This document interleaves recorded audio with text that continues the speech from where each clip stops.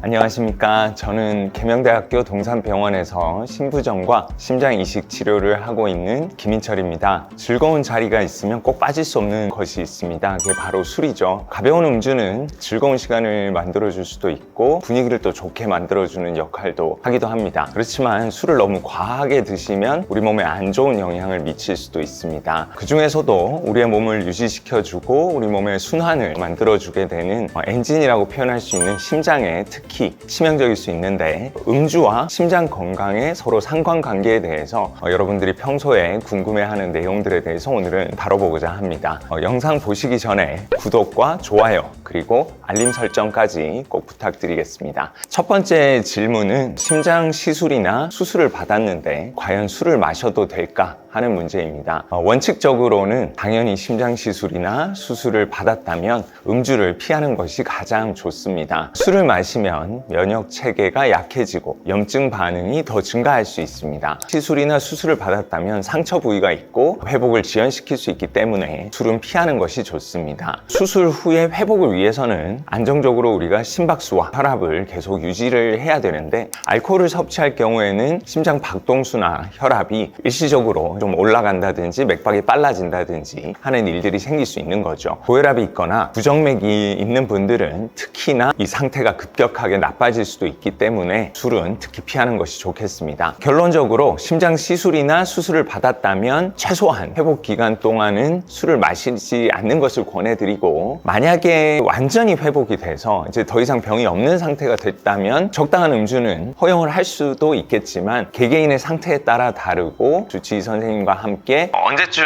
음주를 시작해도 괜찮을까요? 질문을 한번 드려보면 조금 더 정확하게 대답을 들으실 수 있을 것 같습니다. 교수님, 술을 먹고 나면 어지럽잖아요.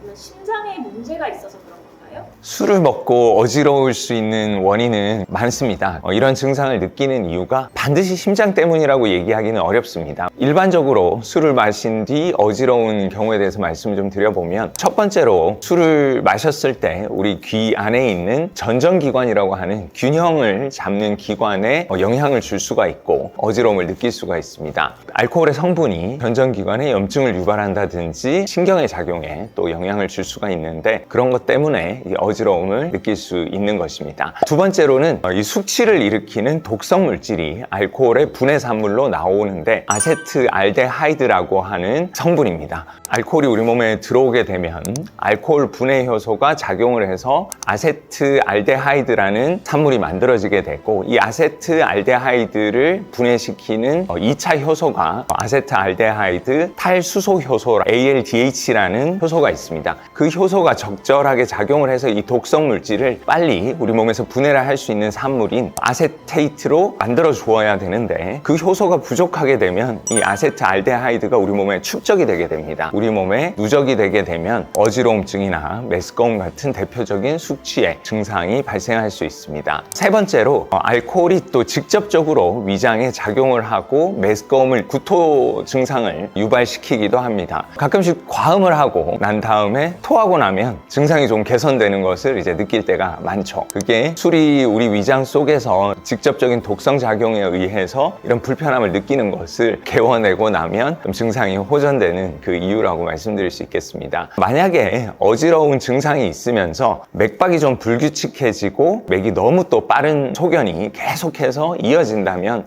그것은 부정맥이라고 우리가 의심을 좀 해볼 수 있는 사인이 되겠습니다. 정상적인 맥박은 60회에서 한 100회 사이가 되겠는데, 술을 마시게 되면 교감신경이 조금 항진이 되고 탈수 증상이 발생하기 때문에 맥이 기본적으로는 조금 빨라질 수는 있습니다. 분당 맥박수가 한 140회, 150회 빠른 속도로 지속적으로 이어지고 조금 쉬었는데도 불구하고 빠른 맥박이 이어진다면 혹시 부정맥이 찾아온 건 아닌가 의심을 해볼 수가 있겠습니다.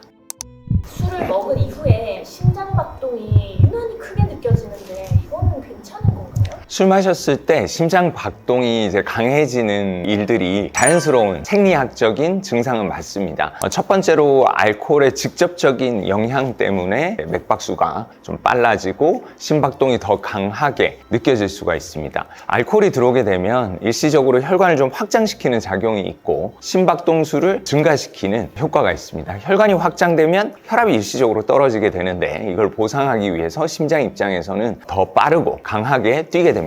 그리고 두 번째로 술을 마시면 교감신경이 좀 자극되는 효과가 있는데 교감신경이 자극되고 또 아드레날린 분비가 증가되는 그런 효과에 따라서 심장 박동이 생리학적으로 빠르게 되고 심근 수축력이 증가할 수 있습니다. 그러면 내가 또 심장 박동이 크게 느껴진다라고 생각할 수가 있는 거죠. 알코올이 체내에서 분해되는 과정에서 아세트알데하이드 같은 독성 물질이 누적이 될 수 있다고 했는데 우리 몸의 스트레스를 유발시키고 심장 박동을 빨리 만드는 원인이 됩니다. 그 다음에 세 번째 이유로 알코올을 마시게 되면 우리가 화장실을 좀 자주 가게 되는데 신장에서 수분의 재흡수를 유발하는 항이뇨 호르몬의 분비를 저하시키기 때문인데 수분 재흡수를 시키지 못하게 하니까 이뇨작용이 촉진되고 자주 화장실에 들락날락 거려야 되는 거죠. 내 몸에서 다 가지고 있어야 되는 수분을 바깥으로 버리게 되는 거니까 탈수 증상이 생기게 되고 갈증이 많이 나는 게 그 원인입니다. 체내 순환하는 혈류량이 궁극적으로는 감소하기 때문에 이걸 또 보상하기 위해서 심장 박동수가 빨라지게 되는 반응이 자연스럽게 따라오게 됩니다. 이처럼 또 술을 마실 때 여러 가지 요인에 의해서 심장 박동수가 빨라지고 심장이 또 강하게 뛴다고 느끼게 되는데 그게 조금 쉬거나 음주를 끝낸 지 한참 지나도 빠른 맥박, 불규칙한 맥박이 지속이 된다면 위험한 상황이 발생할 수도 있기 때문에 좀 더 안정을 취하고 이런 증상이 좀 심하다면 병원을 방문해서 검진을 받아보는 게 안전한 방법입니다. 술을 적당히 마시면 오히려 신장에 좋다고 하는데 이것도 맞는 말인지 그리고 어느 정도까지 마시면 괜찮은가요? 대표적으로는 포도주 한 잔씩 먹는 거는 건강에 좋다 이런 말도 많이 있는데요. 기존의 그런 연구 결과들을 종합해 보면 적당히 음주를 하면 우리 몸에 좋은 HDL 콜레스테롤은 조금 올라가고 혈관 확장 작용이 있고 일시적으로 혈압을 낮추는 효과가 있습니다. 그렇게 되면서 혈액순환을 개선해주고 심근경색이나 뇌경색을 유발하는 혈액 응고를 줄이는 효과가 있다고 알려져 있습니다. 적당한 음주는 우리 몸에 좋은 효과가 있고 심장 질환이나 뇌질환 같은 일부 그런 질환들을 예방하는 효과도 있다고 말씀을 드릴 수 있습니다. 여기서 말하는 그 적당한 음주라는 것을 어떻게 정의할지가 제일 중요한데 각각의 술을 마시는 기준 잔으로 남자 같은 경우에는 2잔, 여자 같은 경우에는 1잔으로 그렇게 이해를 하시면 되겠습니다. 소주라고 예를 들면 소주잔에 남자는 2잔, 여자는 1잔. 큰 맥주잔 말고 일반적인 글라스 잔으로 2잔 그리고 1잔 이렇게 이해를 하시면 되겠습니다. 그렇지만 모든 사람들에게 이 적당한 음주가 좋다고 얘기를 하기는 또 어렵습니다. 기저에 고혈압이나 심부전, 부정맥 같은 술이 이런 증상을 급격하게 악화시킬 수 있는 만성적인 심장 질환을 가지고 있는 분들은 소량의 음주만으로도 상태가 불안정해질 수가 있기 때문에 이런 분들은 술을 드시지 않도록 권고를 드리고 있습니다. 또한 알코올을 분해하는 효소가 있는데 그 효소가 사람들마다 다릅니다. 어떤 사람들은 술을 마시고 이제 거뜬히 잘 이겨내는 분들이 있는 반면 어떤 분들은 술을 조금만 마셔도 얼굴이 빨개지고 구토 증상이 나고 잠들어 버리거나 그래서 술에 취약한 분들은 똑같은 잣대를 적용해서는 안 될 것이고 음주를 가급적이면 피하는 것이 좋겠습니다. 내가 어떤 질환으로 진료를 받고 있다면 주치의 선생님과 이런 부분들을 또 잘 상의해서 결정하시는 것이 현명한 방법이겠습니다. 정말 궁금한 거는 그렇죠. 와인은 네. 포도니까 네. 탄산화 네. 물이나 아니면 뭐 막걸리는 효소 이런 게 있으니까 오히려 심혈관에 더 좋다 술이다 챙겨서라도 드시는 듯한 느낌이 있는데 정말 절제가 가능하다면 적당한 음주가 심혈관 질환이나 건강에 좋은지 아니면 이거라도 아예 안 먹는 게 낫다 건강한 성인이라면 네, 포도주 마시면 좋다 하니 비타민을 하나씩 먹는 것처럼 술도 그런 작용이 과연 있을까 하는 부분들이 제일 좀 궁금할 수 있는데 경우에 따라서는 술을 잘 마시는 사람들이 좀 예후가 더 좋다 이런 연구 결과가 나올 때도 있습니다. 그런 연구의 가장 큰 맹점은 술을 잘 드셔왔거나 아니면 술을 어느 정도 이제 마실 수 있는 그런 사람들은 건강 상태가 좋은 사람들이고, 술을 아예 안 먹는 분들은 내가 건강 상태에 뭔가 문제가 있어서 술을 피하는 사람들이기 때문에 이런 연구 결과로 답을 말씀드리는 거는 조금 제한이 있을 것 같고, 이제 의학적인 기준에서 좀 조언을 드리고 싶은 부분은 술을 내가 가능하면 안 마실 수 있으면 그게 더 건강에 종합적으로는 더 좋지 않을까 하는 말씀을 좀 드리고 싶습니다. 포도주 같은 경우에는 항산화 효과가 있는 물질들이 좀 섞여 있다. 프랑스 사람들이 더 오래 사느냐, 뭐 그렇게 치면은 또 일본 사람들이라든지 특정 인종들이 그런 식습관, 음주 습관, 또 여러 상황에 따라서 너무 변수가 많기 때문에 그렇게 결론을 좀 짓기는 어려운 것 같습니다. 아무리 적당량 음주라 하더라도 사람들마다 이 알코올 분해 효소가 한계가 있는 사람들이 있고, 알코올의 독성 산물들이 누적이 되면서 알코올과 함께 먹는 안주나 이런 것들에 따라서 지방간이라든지 건강에 또 안 좋아지는 경우들이 있는 것 같습니다.